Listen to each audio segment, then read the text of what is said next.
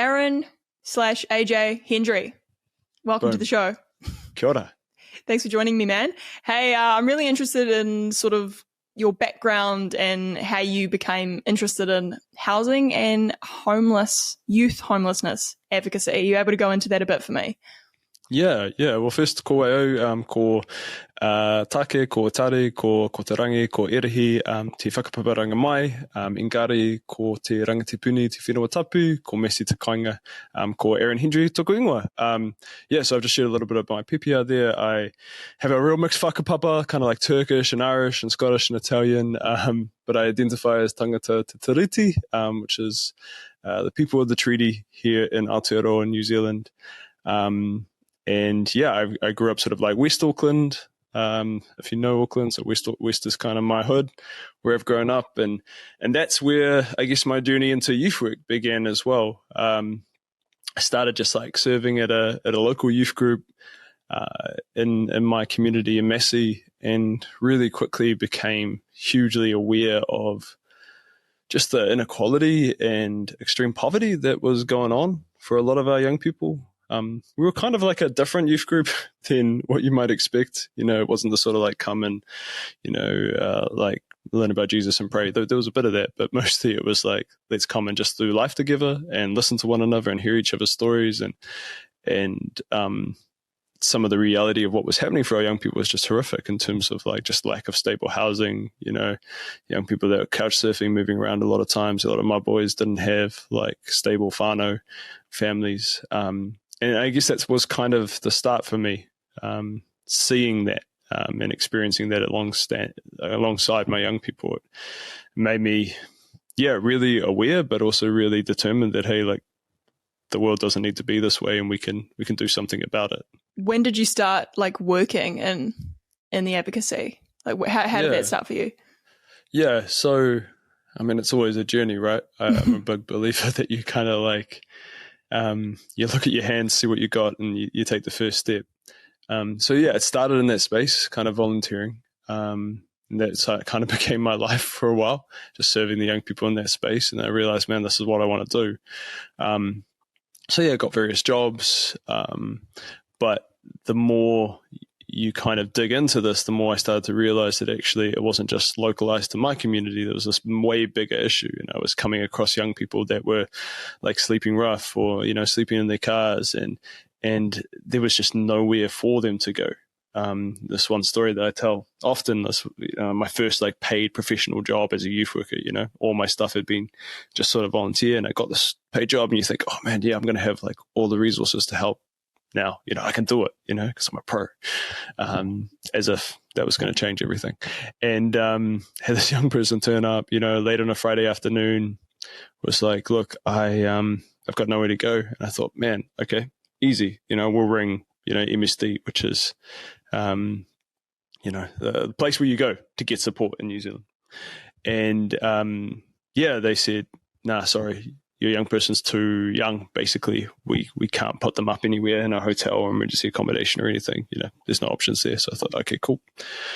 I ring Oranga Tamariki, Child, Youth and Family, SIFS, State Care at the time. Look, got this young person, they need support. And, the same story. Hey, they're too young. We don't have any resources. We don't have anything, or too old, sorry. We don't have anything for them. So, too young for the adult service, too old for the child service, right? And we just ended up with this young person in our office, risk that they were going to sleep on the street that night. And eventually, like, I kind of like rang around everyone in my church and my family and community, and we found somewhere for that young man for that night. And then we found somewhere for the next night. And then, eventually we were able to get something kind of going for him. But that was kind of my first experience realizing that the systems aren't designed for our young people. And it's not just that they're not designed for them. It's like, we haven't even thought about them, like we haven't even considered that they would have any needs in this area. And so there's just this massive big gap. And so, after about 3 or 4 years, like supporting young people in that space, I realized that I was just managing homelessness. Like as a youth worker, like a real core part of what we do is to develop young people, help them thrive, help them get connected, help them to like, chase their dreams and aspirations and become the best humans they can be. And how can we do that when literally we have our children sleeping on Queen Street, right? When they don't have a safe space to go, where they've been just traumatized by the reality of their environment they're living in. I thought, it's got to be more than just, just managing them in a period of like crisis and poverty. And I guess that's kind of led me to the advocacy portion of it. I believe that we can't just do charity, right? We can't just help people. We also have to start asking, well, why are these young people in the position they're in the first place? What are those systems and structures that are creating this issue? And then start to advocate and fight for much bigger change. And so that's kind of, I guess, what led me into the wider sort of systems change that, I'm quite involved in now. What would you say is the main cause of youth homelessness in New Zealand? Yeah, that's a great question. And it's not, it's probably not simple to say there's one. Young people have a variety of reasons why they, experience homelessness. And in New Zealand, about 50% of our population, unhoused population, are young people, children and young people. In terms of the reasons, there's several, right? There's several core sort of themes. One of the key drivers we see, or the key factors beneath homelessness for a lot of our young people is colonization. We do have a large proportion of our Indigenous people, tangata whenua Māori, who are still experiencing homelessness or experiencing housing insecurity and experiencing poverty. And you can trace a direct line back to the land wars where a lot of our whānau lost land, were driven off their land, and the trauma and harm that happened there, we still see really living out in the lives of our young people today. Poverty obviously is a big factor for a lot of our young people, as well as, all the stresses and the tensions and the mental health and everything that comes with that is a contributing factor. But then we also have some really key drivers, pipelines, I would say, that kind of funnel young people into an experience of homelessness. And it won't be surprising to you because it is world over, a key pipeline is the care system, right? Again, our Indigenous people, our tangata whenua, highly overrepresented into being brought into care. So children being brought into care due to like just the trauma and harm, they find it really hard to have like a fixed placement in foster care. They move around a lot. You get to, their teen years. They've been so traumatized. They've had like multiple placements, 30 plus, some people 50 plus, just moved and moved and moved. They've just experienced homelessness within the system, and then they come out the other end and, there's been no healing, and they're kind of straight onto our streets, right? So, there's that one. The justice system acts as a real direct pipeline, on both ends, right? So in some cases, we see young people being taken out of their homes, so they've been kind of like pushed into an environment which is really unhealthy for them. They get involved in crime. Sometimes it's really low-level offending. They go in front of the courts. Courts say, look, your home environment isn't safe. Fair enough. If we send you back there, you're just going to, cause more harm in the community. You're going to be back here in 2 minutes. And they get put in emergency accommodation, right? So if you know about emergency accommodation in New Zealand, motels, like really poor conditions, really unsafe. And in the way that we define homelessness in Aotearoa, it is still homeless, right? So it's not a fixed accommodation. So they're kind of pushed into that. Then through that, end up reoffending and straight into the justice system. And, there's no options in terms of support for your housing when you come out. The mental health system itself also isn't equipped. So young people who, due to their mental health, their environments they're living in, really unhealthy, get taken into respite or get taken into the mental health system. Again, home isn't a good option for them, but the state doesn't have good services to support people with high vulnerabilities to transition out. And so these young people are being transitioned out back into really unsafe places. They're either running away because it's unsafe, or they're getting transitioned straight into emergency accommodation. Another couple of areas is, our own social welfare system. Again, not set up to consider the needs of our young people. A lot of our young people go to there for help, go to work and income for help, and are getting turned away, getting blamed for their experiences of homelessness, not being listened to, being pushed off to other services, and they kind of just don't get their support and end up, rough sleeping. So yeah, there's a range. There's a range of, we could probably go through probably every system that we have in the country, and there are gaps there. It's real lack of understanding around the needs of our young people, and almost a lack of belief sometimes, even within professionals, that youth homelessness actually exists, and a discrimination that they must just be in that situation because of them and themselves, and they should just go home and wash the dishes and then everything will be fine. But actually it's far more complex than that. Often our young people are coming from homes of real extreme poverty, they're experiencing abuse, there's mental health, there's addiction, all of that stuff is involved, and we just don't consider their needs and have the services and supports available to meet them. Yeah, it's interesting even thinking about that issue as well, because wherever you are on the political spectrum, like if you're more to the right, you're gonna say the onus is more on the person. If you're more to the left, you're gonna say the system is broken. I'm sort of interested in this idea that the system is broken, because I know, I mean, homelessness in New Zealand and Australia is just nothing compared to America. Like I was there the other week and I was just like, man, like, I mean, if anything, we've got it pretty good in comparison, but like, I don't know, how would you like to see the system become better? Or do you, and is there any personal responsibility on the homeless youth that you see, if I can challenge you on that? Yeah. I mean, great question. And look, I believe that there is a place for personal responsibility. What I would say is that personal responsibility is best understood within the context of our collective responsibility for one another, right? So when we're talking about young people experiencing homelessness, we're talking about children who, the vast majority of them have experienced like extreme abuse, trauma, poverty, who cognitively are not functioning very well because they're not safe. You know, they're in the flight or flight mode. And yes, there for some of them, not all of them, there are some that have behaviors that are maybe harmful or are hurting themselves or hurting others, and are definitely contributing to the environment that they're in. But that all started because they didn't have safety, love, or care. But also, it's not all of them. You know, some young people that I see actually, you know, it's a question. Most people assume that young people are homeless because they're addicted to drugs and they just, you know, want to get high all day.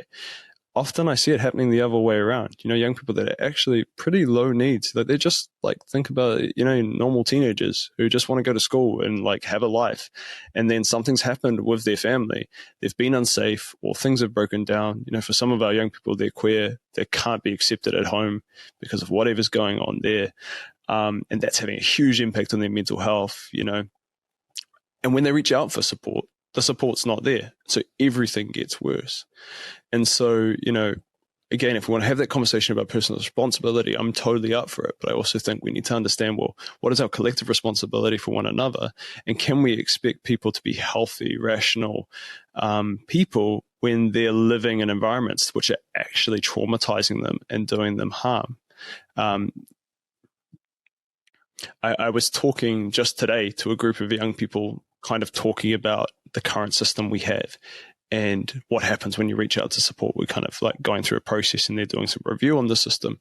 And one of the themes that has come up over the last few weeks as we've had this conversation is that the environment that these children are being put into, empty motel rooms where they're surrounded by people that are really unhealthy and they're getting abused and, you know, there's huge harm, are really dehumanizing. So their language themselves is that they felt like from the moment they got put in those spaces, they became less human. You know, the way that they were treated, the way they were forced to act, the way they were forced to behave just to survive. And that the systems that they're interacting with themselves treat them as if they're less human, and that is having an effect. And so I think there's some real important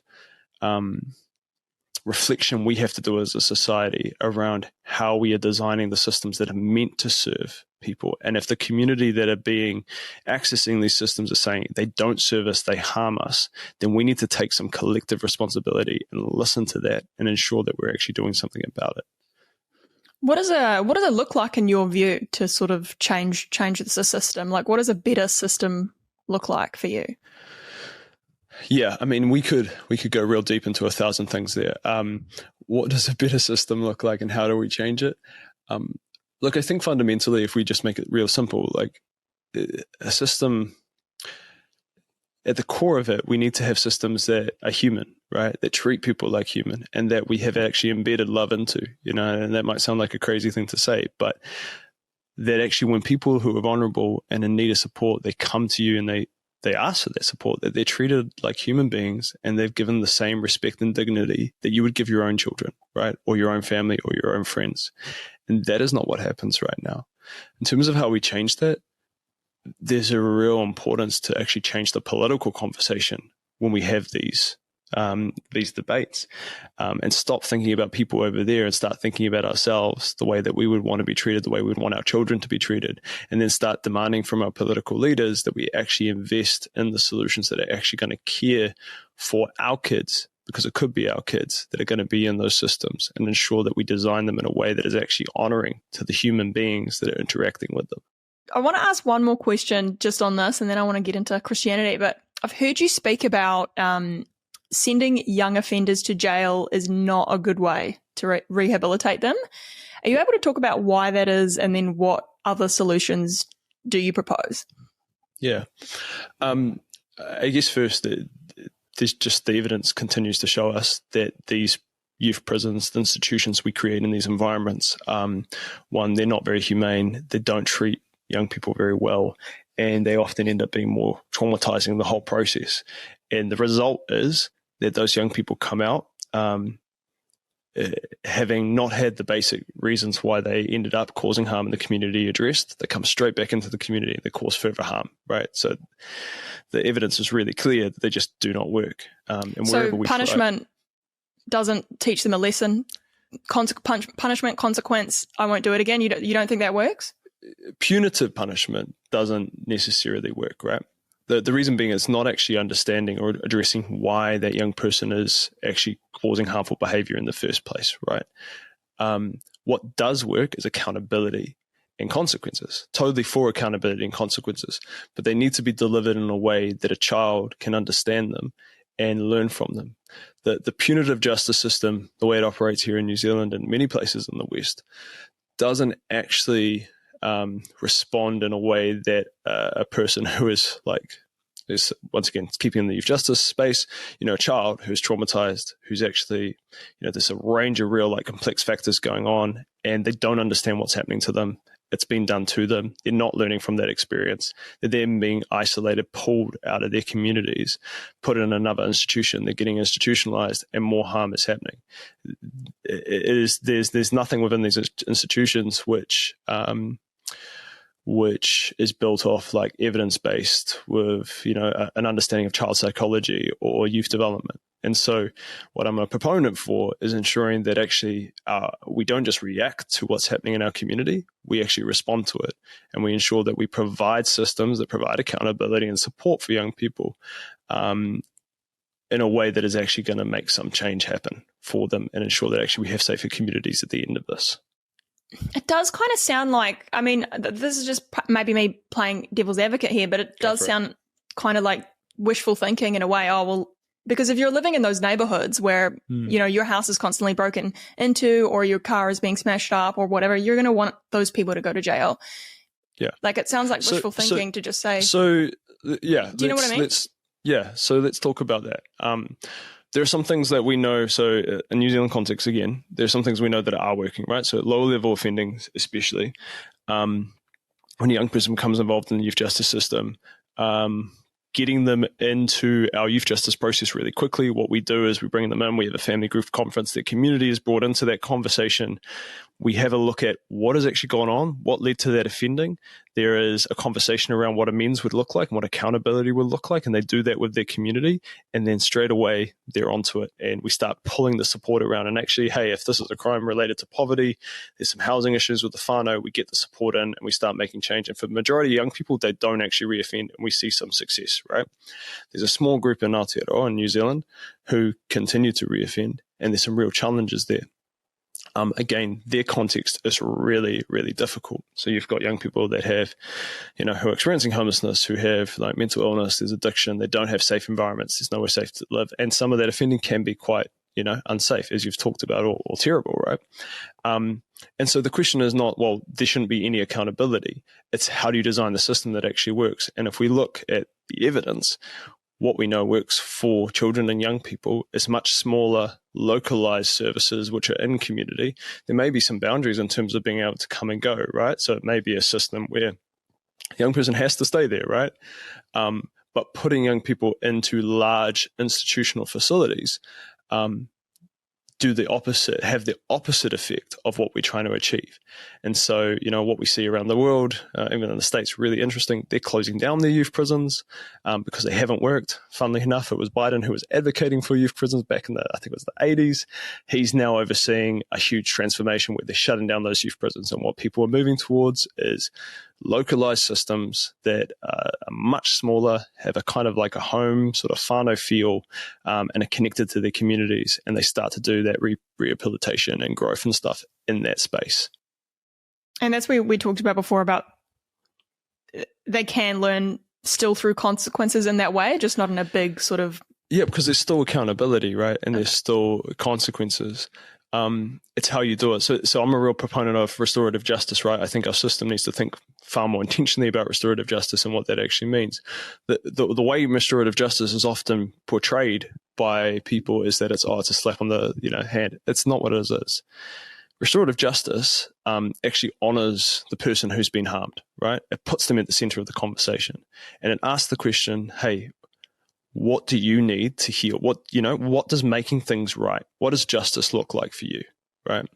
It also provides that person who has been harmed with the opportunity to actually understand what has gone on. And so, in a restorative justice conference, if that's the way you're doing it, there's that opportunity both to be heard and to be understood and to have your needs really centered, and also for the person who's caused harm to hear that, be accountable to it, and make amends and try to do what they can to make things right. Our current justice system doesn't put victims at the center. It doesn't put people that are harmed at the center. It's an institution that just goes and does its own thing. And what we often hear from the research is actually people who have been harmed, victims, they do not feel that they're being served through the process at hand. And so actually it's not serving anyone. Yeah, it sounds like you've got a real heart for this, AJ, Aaron.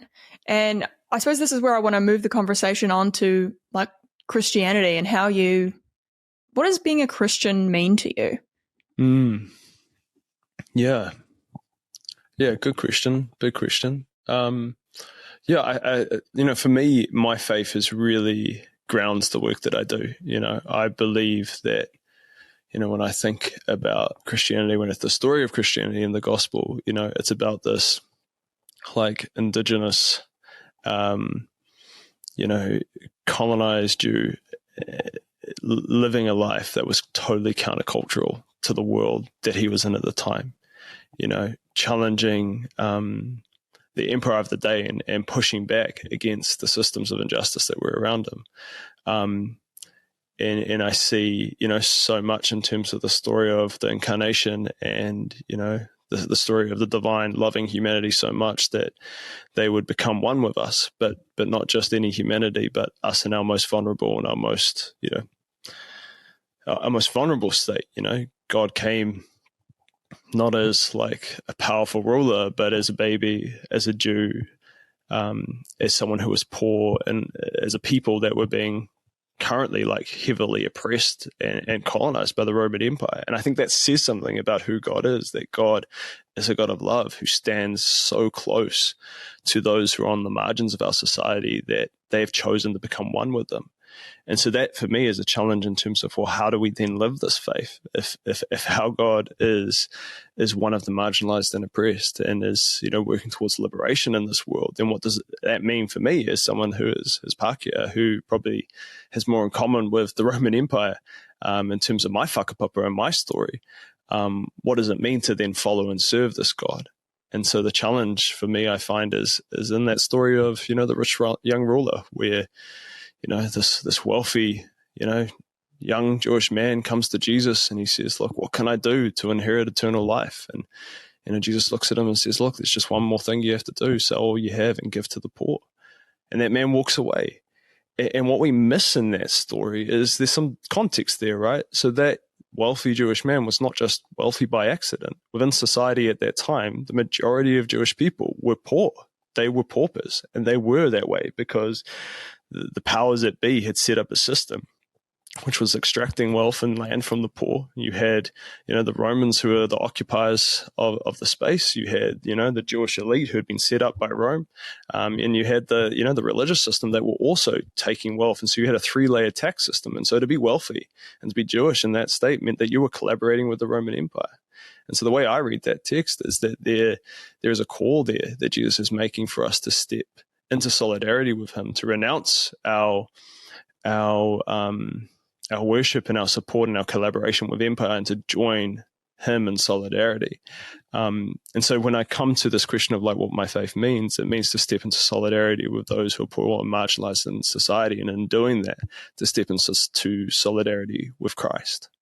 Yeah, it's interesting. It's interesting when you talk about being a Christian in that way, because you've stated before that Christianity is often used as a weapon to perpetuate systems of power and injustice and oppression. Can you speak about that? How are you seeing Christianity used as a weapon? Yeah. I mean, we just have to look at our history, right? Yeah. Obviously I still identify with the Christian faith, so I love the story and I love the gospel. But when I look at even my own history here in New Zealand, there has been both, a root which has stood for justice and stood with the poor and stood for the marginalized. And then there's been a path that has both endorsed, enabled, and supported colonization. There's been a path which has continued to actively engage in supporting systems that have hurt and harmed, some of the most marginalized within our society, or marginalized people within our society. Obviously, like right now, there is that continued debate around like acceptance of our rainbow whānau in the church, and we see the way our faith is weaponized to cause harm, and we've seen it even more recently here in New Zealand with our trans whānau, where people have used our faith in order to exclude and harm and actually attack and dehumanize others. And so I think there still is many ways in which our faith is co-opted and utilized to cause harm to other people. How do you like reconcile it then? Like, how do you proudly advocate as a Christian when, like I said before, so many bad things are done in the name of God? Like, how do we start differentiating? Because I suppose whenever someone asks me, like if I say, yeah, I'm a Christian, they say it's like a religion, and I'm always like, oh no, it's not. I'm not religious, and I sort of differentiate that way. Like there are people that are just going to church and sort of gay bashing, and they're following a set of rules and standards, but their hearts just aren't emulating the Spirit of God at all. That's sort of how I make that differentiation. But it can be quite hard to do that, because Christian is a label, right? Yeah. And it's like, oh, you're Christian, you must be an asshole. Yeah, I say quite often that there's people in the West that we think that like people just hate Christians, and I don't actually. That's not my experience. I don't think most people hate Christians. I think they just hate douchebags. Like if you're a jerk, like they don't like you. And I think a lot of us have been jerks in our faith and have kind of beaten people around the head with it, rather than living it authentically. So if you're getting a bad reaction to your faith, just maybe step back and think, am I being a jerk here? Or not, do I deserve this? The question around like, how do we like, because I totally get that challenge, like, and I see a movement in sort of, I guess, some Christians that are trying to differentiate that, where they're like, well, I don't want to use the name Christian anymore. I'm not a Christian. I just follow Jesus, which is cool. It is cool, and I totally understand why some people want to step away from that label and all of that sort of thing. But I also believe that whakapapa is important, right? The story that brought us to where we are, and I think it is important that the story of the church is my story, good and bad, right?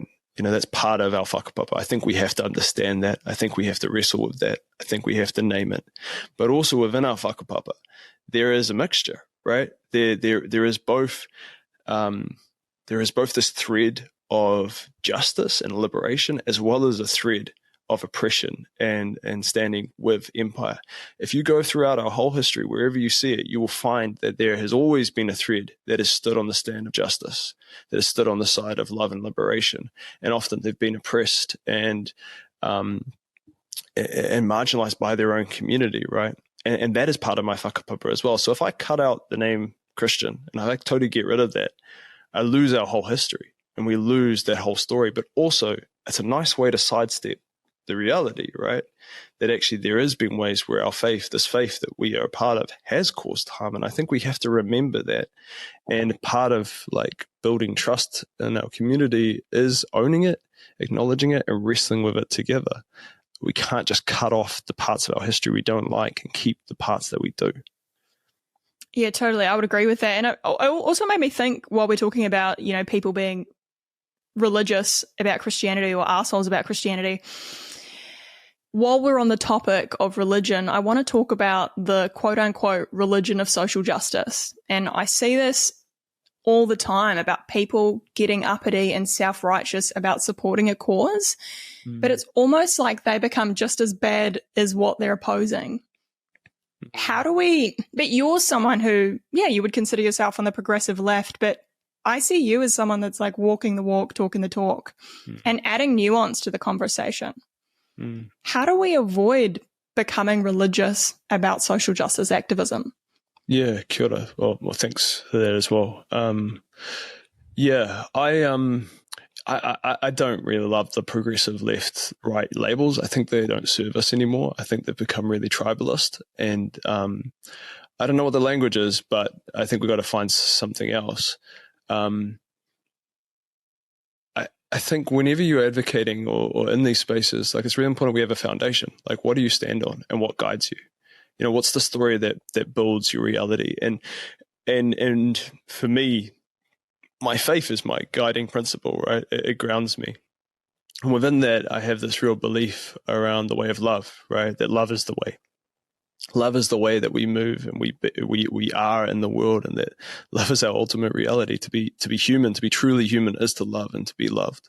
And love is not some soft, like, just let people walk over you thing, as it's often portrayed. Love within my faith is best exemplified by Jesus Christ, who gives his life, suffers and dies for his enemy. It's enemy love. It's enemy giving love, right?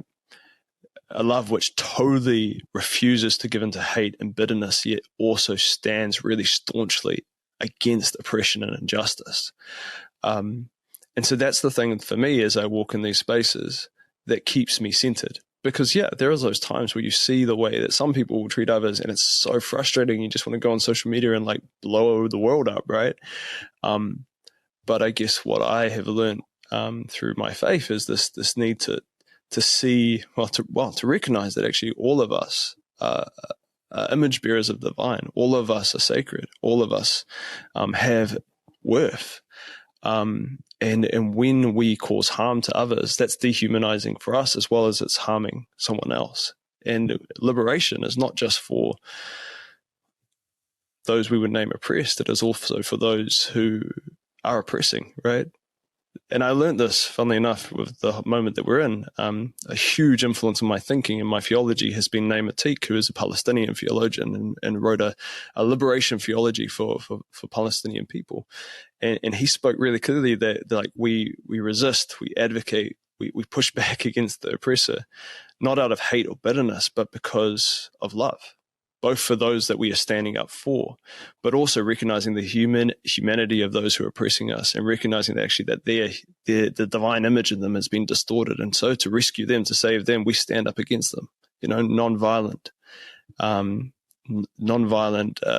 active resistance. You know, it's not about sitting back and waiting. It's actually standing up, but recognizing that when we start to hate, when we start to become bitter, when we start to dehumanize others, that has an impact on us. We ourselves become dehumanized. We start ourselves to be bound and oppressed by hatred.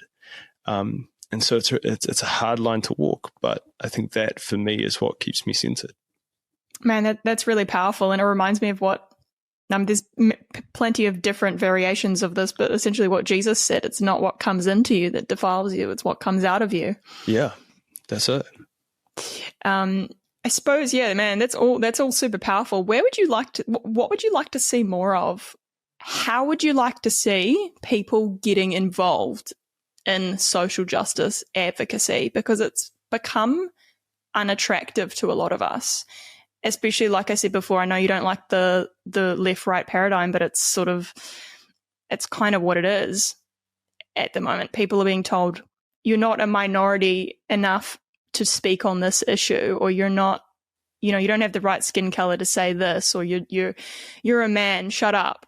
Do you know what I mean? But I know these people, we all want to help, and we all want to get on board. How would you like to see more people getting on board, or what would you like to say to people that feel like they can't? Yeah, I think there's so much in that. Let me try to think.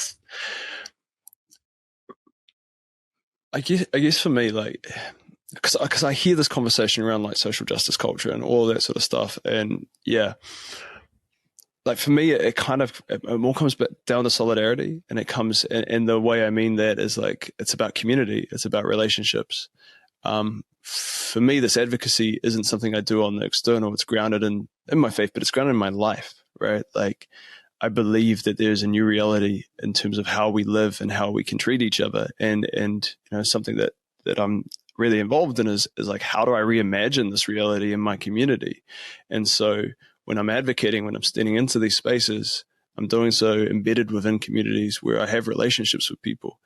And there's like actual like dialogue, and yeah, there's so much that happens online. But that for me, that social media is a tool.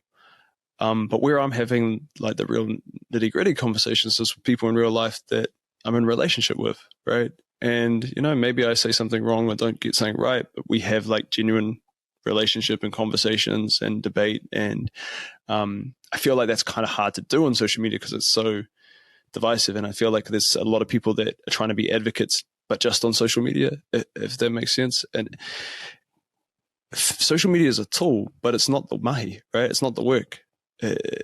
Where it's effective is where you're utilizing that as a tool for a further end. But if you're trying to do your whole like social justice thing and it's a fad that we're doing and it's on social media, then that's not really where the world is changing.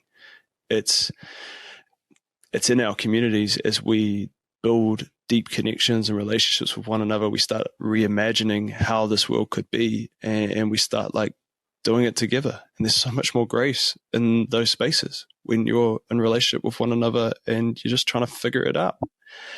I don't know if that answers your question. No, it does. It does. Yeah.